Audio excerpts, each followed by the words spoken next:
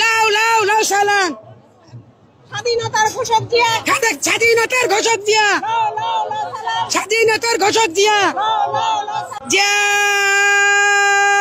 শরীফ জামাত শিবির রাজাকার এই মুহূর্তে বাংলা ছাড় জামাত শিবির রাজাকার এই মুহূর্তে বাংলা ছাড় জামাত শিবির রাজাকার এই মুহূর্তে বাংলা ছাড় জামাত শিবির রাজাকার এই মুহূর্তে বাংলা ছাড়। কিন্তু আমি করি আহলে সুন্নাতুল জামাত, আমি ওলিয়া উলিয়া গাছ কুতুব দরবেশের কেরামতিতে বিশ্বাস করি। সে মৃত্যুর পরও সে জিন্দা থাকে, এটা আমি বিশ্বাস করি। আমি বিশ্বাস করি আমার নবী হলো নূরের নবী। এগুলা আমি যদি কথা বলি মোল্লারা আসুক না আমার সাথে, আসুক না।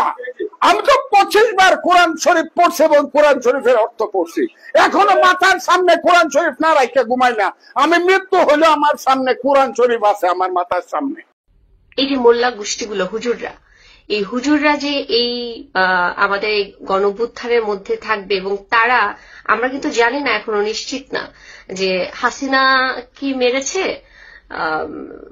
ছাত্রদেরকে, নাকি হুজুররা ছাত্রদেরকে মেরে আমাদেরকে ইমোশনালি ব্ল্যাকমেইল করেছে। আসসালামু আলাইকুম রাহমাতুল্লাহ। সুপ্রিয় দর্শক, বিএনপির একজন মহিলা মুফতি নেত্রী তিনি ফতোয়া দিয়েছেন যে জামাতে ইসলামের রাজনীতি করা এটা হাদিসে নেই।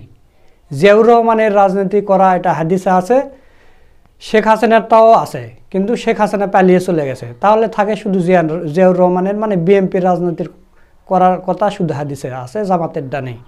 জামাত ইসলামী যদি ক্ষমতায় আসে তাহলে নারীরা শান্তিতে থাকতে পারবে না, তাই এই জামাত ইসলামীকে ভোট দেওয়া যাবে না। তো এই কথা কে বলেছে? লক্ষ্মীপুরের উত্তর হামগাছি ইউনিয়নের বিএনপি নেত্রী বলেছে। আমিরের জন্য এই যে আমি পরশুদিন খবর দেখছি তাদের 10 জনের জন্য চাঁদাবাজির মামলা হয়েছে।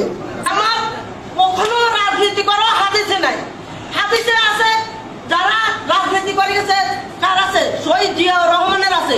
শেখ হাসিনা ছিল, শেখ হাসিনা পালিয়ে গেছে না। যিনি সস্তা খেতে পারবেন, সবকিছু আপনারা শান্তি মতো খেতে পারবেন, ঘর দরজা খোলা রাখি খেতে পারবেন। জামাত ভোট পাইলে, জামাত এমন একটা পুরুষ, তাদের কিছু কাণ্ড আমি ইদানিং ফেসবুকে দেখছি, তারা এক হিন্দু মহিলাকে কি নির্যাতন করছে। জামাত যদি ক্ষমতা আসে কখনো নারীরা সুখ শান্তিতে ঘরে ভাত খাইতে পারবে না। সুপ্রিয় দর্শক, আপনারা বিএনপি নেত্রী, মহিলা মুফতির ফতোয়াটা শুনলেন। জামাতে ইসলামের কথা হাদিসে নেই, শুধু বিএনপিরটা আছে, আর হাসিনা তো পালিয়ে গেছে। তো যাই হোক, এখন এরা মানে মরিয়া হয়ে গেছে। গত 15 বছরদের মুখ থেকে কোনো ফতোয়া বের হয়নি, কারণ হাসিনারটা যে হাদিসে আছে এই কারণেই বের হয়নি। তো যাই হোক, আজকের ভিডিওতে আরও অনেকগুলো তথ্য আপনাদের দেখাবো, পুরো ভিডিওটা দেখবেন, মজা পাবেন। তো দর্শক, নীলা ইসরাফিল আবার কী বলতেছে? নীলা ইসরাফিল বলতেছে যে এই গণঅভ্যুত্থানটা যে এই হুজুরেরা করবে, ওলামারা করবে, এটা যদি আমরা জানতাম তাহলে আমরা এই আন্দোলনে যোগ দিতাম না। আর এই 2000 ছাত্রদের যে গুলি করে মারা হয়েছে, এটা মনে হয় হাসিনা মেরেছে, না হাসিনার পুলিশ মেরেছে, না হুজুরেরা মেরেছে, এটা নাকি তার সন্দেহ আছে। এই যে মোল্লা গোষ্ঠীগুলো হুজুররা, এই হুজুররা যে এই আমাদের গণঅভ্যুত্থানের মধ্যে থাকবে এবং তারা, আমরা কিন্তু জানি না, এখনো নিশ্চিত না যে হাসিনা কি মেরেছে ছাত্রদেরকে, নাকি হুজুররা ছাত্রদেরকে মেরে আমাদেরকে ইমোশনালি ব্ল্যাকমেইল করেছে। এই বিষয়টা এখনো অনেকটা ঘোলাটে, এখনো এটার কোনো মানে প্রমাণ আমাদের হাতে এখনো এসে পৌঁছায় নাই। ছাত্র জনতা মারা গেছে, এটা সঠিক। কারা মেরেছে, পুলিশ মেরেছে নাকি গণঅভ্যুত্থান যে মেটিকুলাস ডিজাইনটা যারা করেছে তারা মেরেছে, এই বিষয়টা এখন পর্যন্ত নিশ্চিত না। আমরা যদি সাধারণ নাগরিকরা জানতাম যে এর মধ্যে এই হুজুররা আছে এবং এটা একটা পরিকল্পিত আন্দোলন, তাহলে কিন্তু আমরা এই আন্দোলনে সম্পৃক্ত হতাম না বা যেতাম না। সুপ্রিয় দর্শক, এদিকে বিএনপির আরেক নেতা তার এলাকায় গণসংযোগ করতে গিয়ে বলতেছে তার নেতাকর্মীদের যে আপনারা দরকার জনগণের পা চেপে ধরবেন, পা ধরলে কোনো সমস্যা নেই, পা চেপে ধরবেন। আর একবার আমরা যদি নির্বাচিত হতে পারি তাহলে ওই জনগণ আমাদের 5 বছর ধরে আমাদের এসে পা ধরবে। আমার আসনের কর্মীরা তোমাদেরকে স্পষ্টভাবে বলতেছি, এই নির্বাচনের আগে জনগণের ঠ্যাং ধরবা। এই ঠ্যাং ধরলে কোনো খারাপ কিছু না, তুমি ঠ্যাং ধরবা একদিন, আমরা নির্বাচিত হলে আমাদের ঠ্যাং ধরবে 5 বছর। সুপ্রিয় দর্শক, সাংবাদিক মাসিম মাহবুব ওপেন দ্য ইয়েসের পরিচালক, আপনারা সবাই তাকে চেনেন।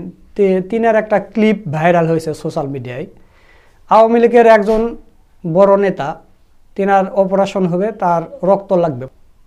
মাসুম মাহবুব ভাই বলতেছেন যে আমার একজন রিলেটিভ, তার বড় অপারেশন হবে, 10-12 ব্যাগ রক্ত লাগবে। তো মাসুম ভাইকে ফোন করে বলল যে মাসুম আমার 10-12 ব্যাগ রক্ত লাগবে। তো মাসুম ভাই বলল আপনি এত বড় একজন নেতা, আপনার এত প্রভাব, তো আপনার কি রক্তের অভাব নাকি? তখন ওই নেতা মাসুম ভাইকে বলেছে যে আমি রক্ত এগুলো কিনবো না, রক্ত তো আমি চাইলেই নিতে পারি, কিনতে পারি, অসংখ্য রক্ত নিতে পারি, কিন্তু এগুলো রক্ত ভালো না, এগুলো শরীরে গেলে শরীরের সমস্যা হয়, তাহলে কার রক্ত নেবে? তো মাসুম মাহবুব ভাই বললেন তো কি করা যায়? তখন ওই নেতা বলতেছে যে তুমি সাংবাদিকতা করো, তোমার সব দলের সাথে ভালো রিলেশন কানেকশন আছে, তো তুমি একটু জামাত শিবিরের রক্ত পাও কিনা দেখো তো, জামাত শিবিরের রক্ত একটু, এই গ্রুপের রক্তটা আমাকে একটু জোগাড় করে দাও। এরপর মাসুম ভাই তার রিলেটিভ একজনকে ফোন দিয়ে বললো যে ভাই শিবিরের এইরকম রক্ত লাগবে। তখন ওই ছেলেটা 10-12 জন ছেলেকে ওই হসপিটালে পাঠিয়ে দিয়েছে এবং 10-12 জন গিয়ে সেখানে রক্ত দিয়েছে ওই আওয়ামী লীগ নেতাকে। তাহলে একটা জিনিস আপনি চিন্তা করেন, সে আওয়ামী লীগ করে, আওয়ামী লীগের প্রভাবশালী নেতা, কিন্তু সে যখন রক্ত নিতে যায় তখন কিন্তু শিবিরের রক্ত নেয়, কারণ শিবির মাদক খায় না, শিবির নেশা করে না, শিবিরের রক্ত 100% হালাল রক্ত, মাদক মুক্ত, জীবাণুমুক্ত রক্ত, সেটা আওয়ামী লীগের নেতাকর্মীরাও জানে। এবং আওয়ামী লীগের নেতাকর্মীরা যখন তাদের মেয়ে বিয়ে দেয় তখন কিন্তু জামাত শিবিরের নেতাকর্মীরা তারা খোঁজে যে শিবিরের কোনো নেতাকর্মী পাওয়া যায় কিনা মেয়ের বিয়ে দেওয়ার জন্য। তো প্রিয় দর্শক, চলুন আমরা মাসুম মাহবুব ভাইয়ের মুখে শুনে আসি। আমি নিজের রিলেটিভের কথা বলি। আমার এক রিলেটিভ আওয়ামী লীগ করে, খুব প্রভাবশালী আওয়ামী লীগ নেতা। তার একটা বড় অপারেশনে 10-12 ব্যাগ রক্ত লাগে। আমাকে ফোন করলেন, মাসুম আমার 10-12 ব্যাগ রক্ত লাগে। এত প্রভাবশালী নেতা, তার রক্তের কি অভাব? তো সে বলছে যে বাবা আমি কোনো জায়গাতে রক্ত কিনবো না, এই রক্তগুলো ওরা নর্মালি দিয়ে চলে যায়, এই রক্তগুলো ভালো না। আমি বললাম কি করা যায়? তুমি সাংবাদিকতা করো, তোমার সাথে সব দলের সম্পর্ক ভালো, আওয়ামী লীগ বলি, লীগ বলি, কি বলে বিএনপি বলি, জামাত বলি, তুমি একটু জামাতের সঙ্গে যদি কানেকশন থাকে আমাকে জামাত শিবিরে কিছু রক্ত ম্যানেজ করে দাও এই গ্রুপে। তো আমি সাংবাদিকতা করে এমন একজনকে চিনি যিনি এই বিষয়গুলোর সাথে জড়িত। তাকে বললাম যে ভাই শিবিরের সাথে আপনাদের কি ভালো যোগাযোগ আছে? বললো যে ভাই কম বেশি আছে। আমি বললাম যে ওদের রক্তদান কর্মসূচি করে বা রক্তদান এরকম কিছু গ্রুপ আছে না? হ্যাঁ। আমি বললাম যে সেখান থেকে আমার 10-12 ব্যাগ এই গ্রুপে রক্ত লাগবে। তিনি কোথায় কোথায় ফোন করলেন জানি না, হাসপাতালে চলে গেলেন তারা। 12টা ছেলে চলে গেছে, তারা গিয়ে রক্ত দিয়ে চলে এসছে।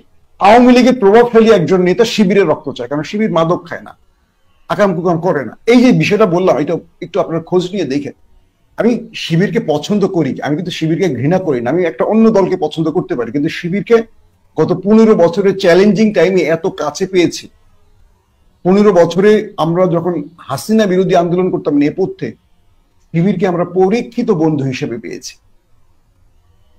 এটা বেগম জিয়া নিজে বলেছে।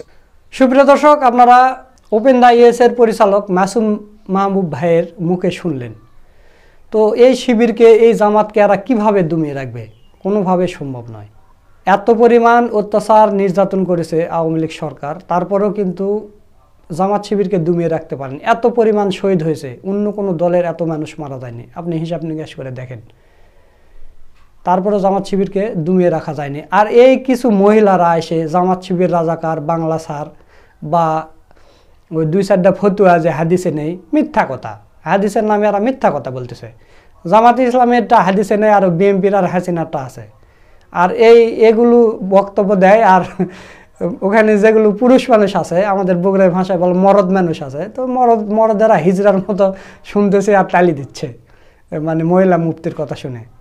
তো এরা যত ষড়যন্ত্র করুক, জামাত শিবিরকে এরা দমিয়ে রাখতে পারবে না, কারণ জামাত শিবির আল্লাহ এবং রাসূলের দিন প্রতিষ্ঠার কাজ করে। দিন প্রতিষ্ঠার কাজ করলে এবং আপনি যদি সঠিক সরল পথে থাকেন, তাহলে অবশ্যই আপনার বাধা আসবে, বিপত্তি আসবে, এরকম আসবেই।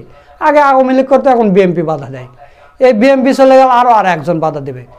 কোনো নবী রাসূল সুষ্ঠু মতো কাজ করতে পারেনি, কোনো জগতে নয়।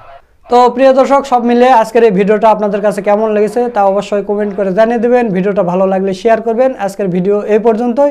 পরবর্তীতে কোনো নতুন ভিডিও নিয়ে আবার আপনাদের সামনে আসবো ইনশাল্লাহ। সে পর্যন্ত সবাই ভালো থাকবেন, সুস্থ থাকবেন। সকলকে ধন্যবাদ। আসসালামু আলাইকুম ওয়া রাহমাতুল্লাহ।